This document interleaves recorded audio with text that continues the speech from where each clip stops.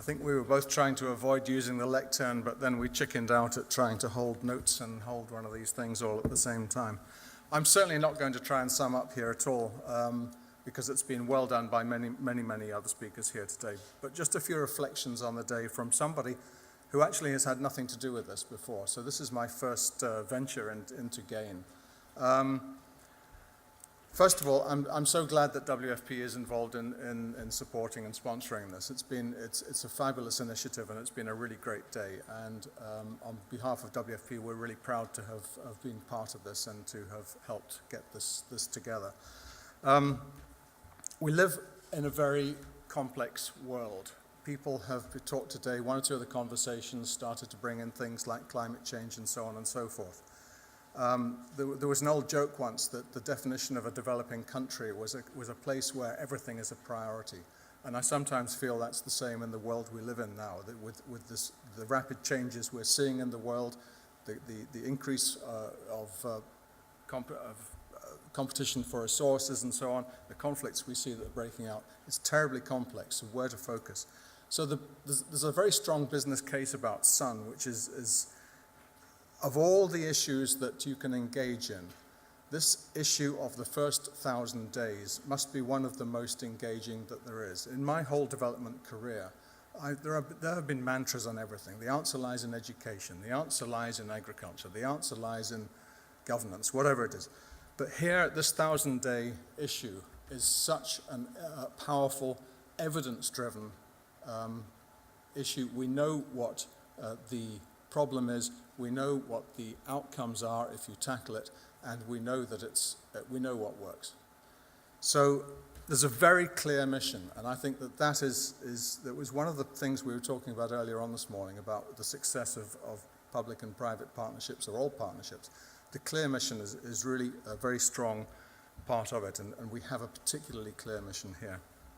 But how? We heard Paul Polman last night, an impassioned speech. I was so impressed by that, about all the reasons why everyone, public, private, but especially business, should be involved in this issue, looking forward to the world.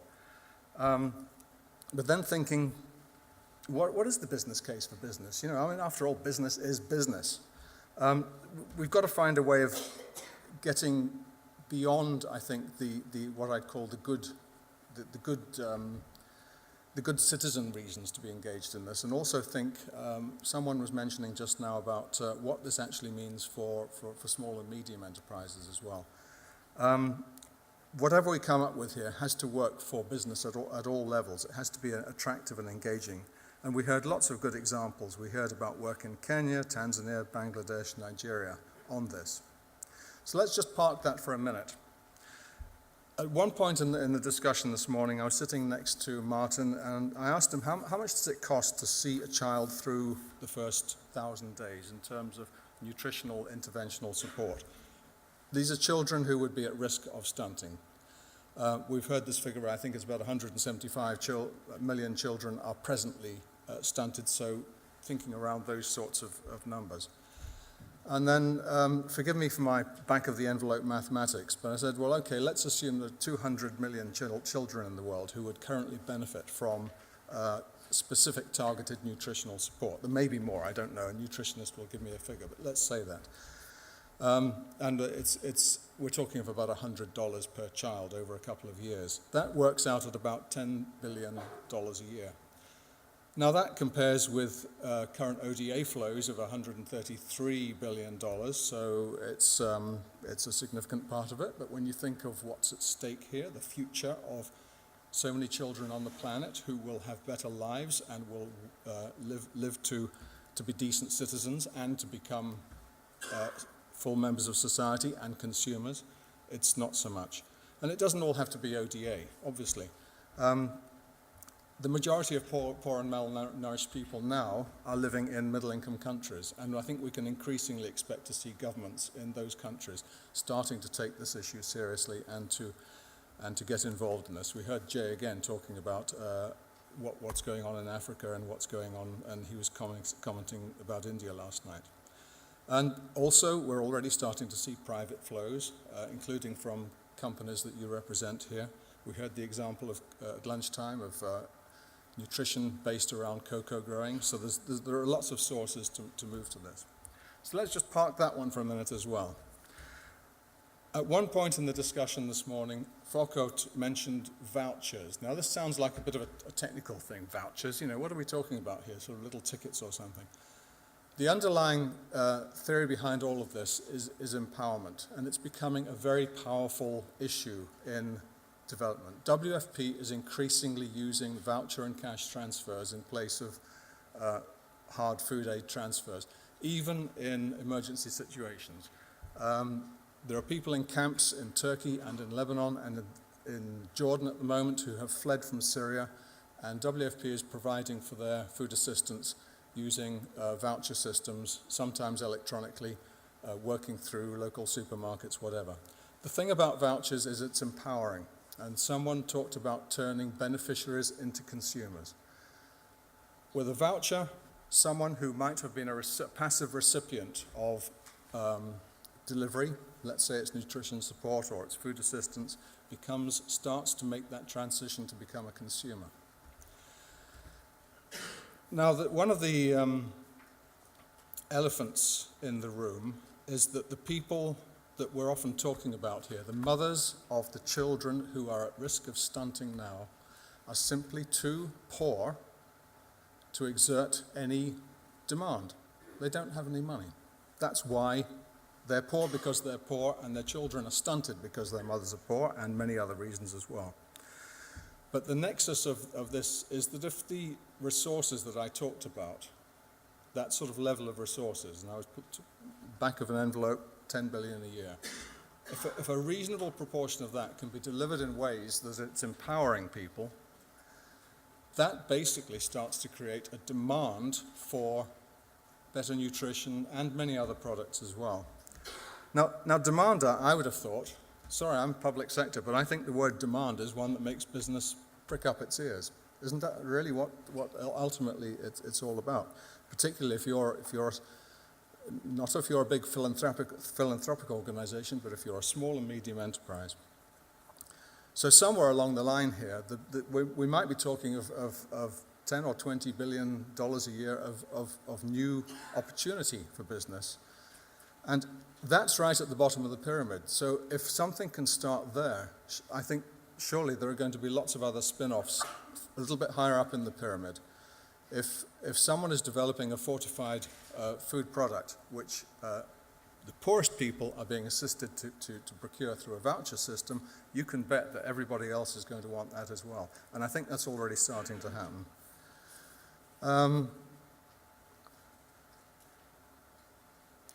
Basically, though, I mean, my own thoughts were, and tell me if I'm off the track here a little bit, but all of this actually, I think, is creating an environment where there's a very sound opportunity, a very strong case for public and private to really work together on all of this. And someone also mentioned we have a great opportunity now. We've got 2013 coming up with all of the impetus that is going to bring to this. I heard my colleague from DFID, I used to be DFID, by the way, so I pricked my ears up then when she said that. DFID alone has made a is committing to reach 20 million children. So we're well on the way there with many other people, and USAID as well, talking about the priority of this. I know this is all a great simplification, but I think personally I find the case for all of this absolutely compelling, and that's having sat in many meetings with the private sector as a donor representative, where we talked around in circles forever and we couldn't quite cut the deal because it wasn't clear enough to do that. I think here there is absolutely a clear imperative and a message to do that. From WFP's point of view, I can only repeat what I said this morning. We are very serious about partnerships with the private sector. We want to develop them. We want to talk to people, and so if you have ideas about how you might engage with WFP on various aspects, not only of nutrition, logistics, food chain management, whatever, please do come and talk to us. Otherwise, I would just like to say thank you to everyone here, and to Mark, and to everyone who's been involved in putting this together. It's been a great day. Thank you.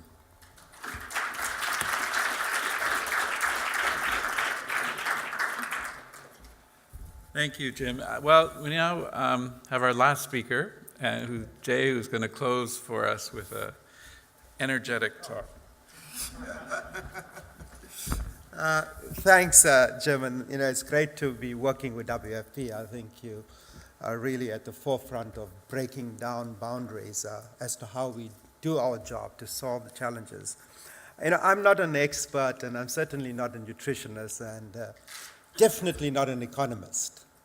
But I've had the good fortune of having been in social movements, having been in government, and also having been in business. But right now, I'm just a parent and a father of 3 children. And I am terrified of the world that we are living in. And so when I stand here, I'm standing here in that role.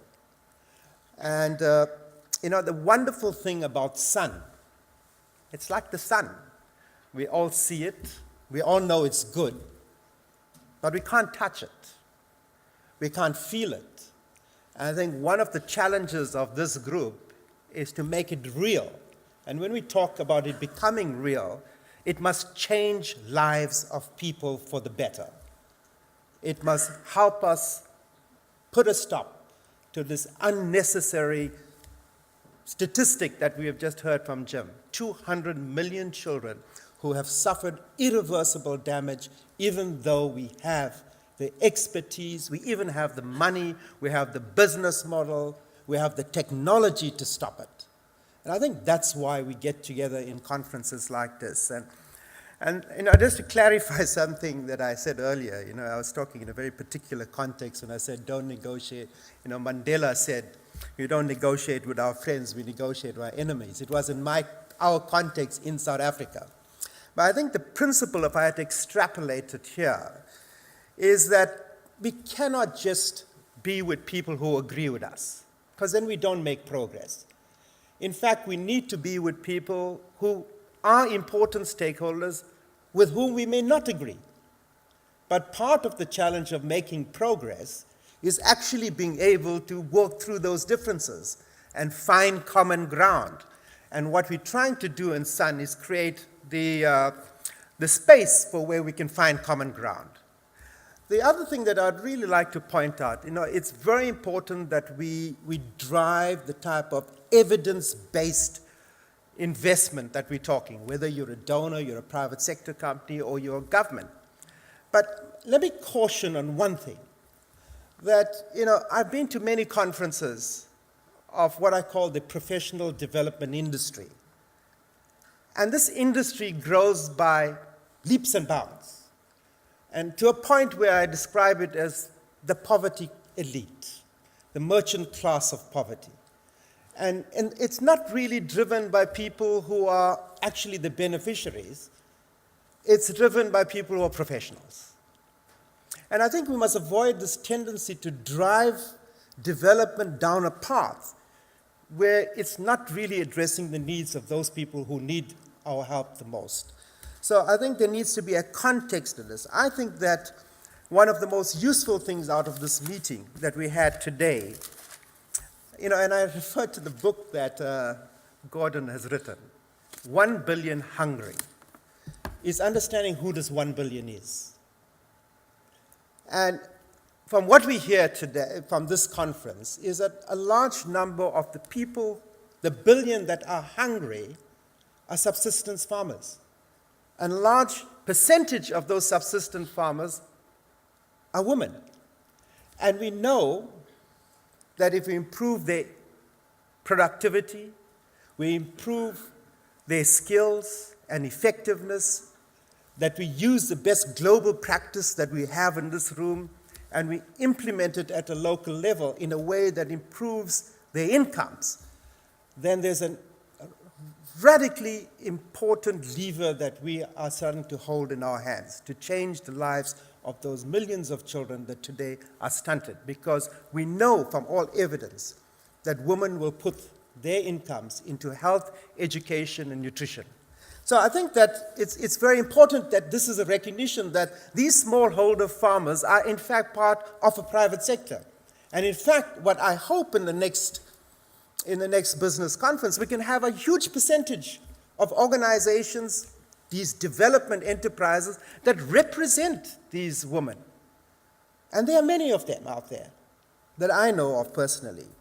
So, and part of them that we work with, parts of civil society that actually call themselves development enterprises, like the Nandi Foundation that I know. Part of the organizations like BRAC that should be here. They're business organizations. They may be social businesses, but they represent a particular way of seeing development and the sustainability of development. So, I think that in Africa, I've been talking to a group called Empowering Women in Agriculture. Can we have them here at the meeting? And so I think that when I'm looking at the Sun Business Network, we're looking at those that will become members. But there are important voices that may not become members because we've set the terms of engagement at a level to which they cannot comply with whatever reason.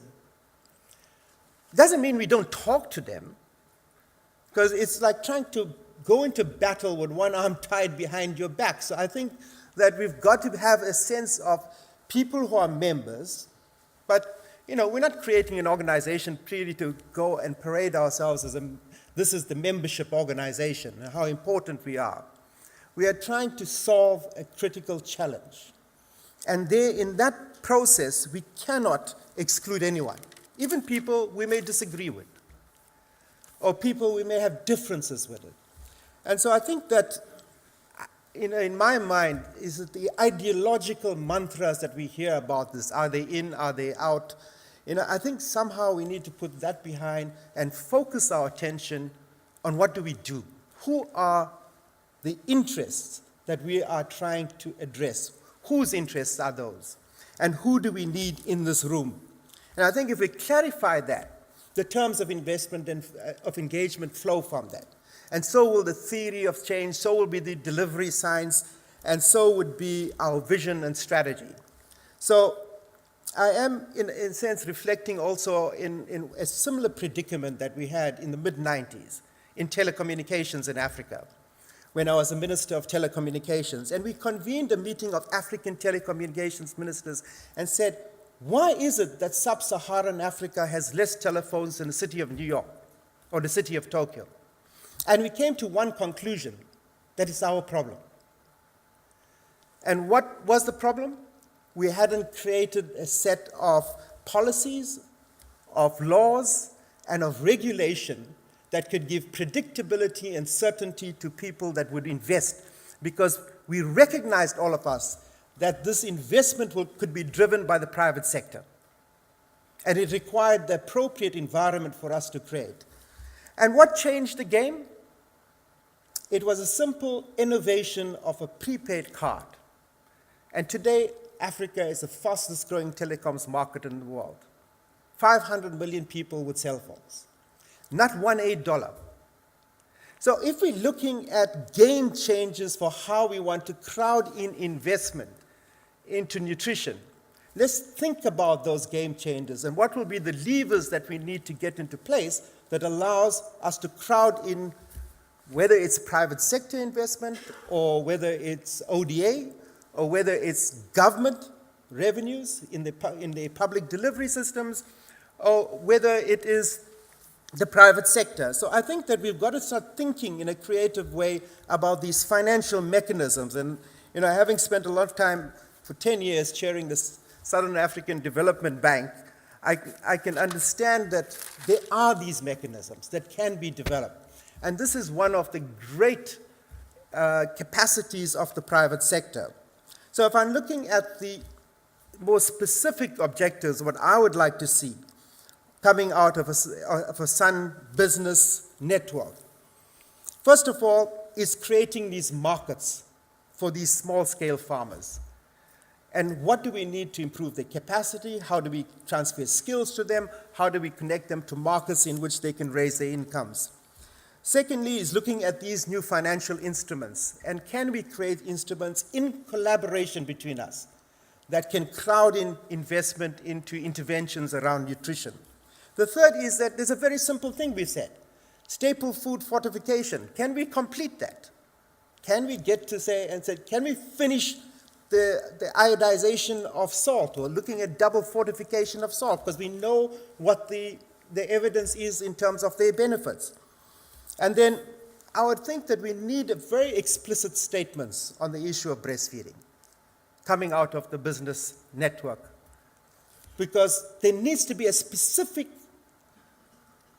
declaration that says we are committed to 6 months of exclusive breastfeeding. We are committed to continuous breastfeeding in addition to complementary foods for children from 6 to 24 months.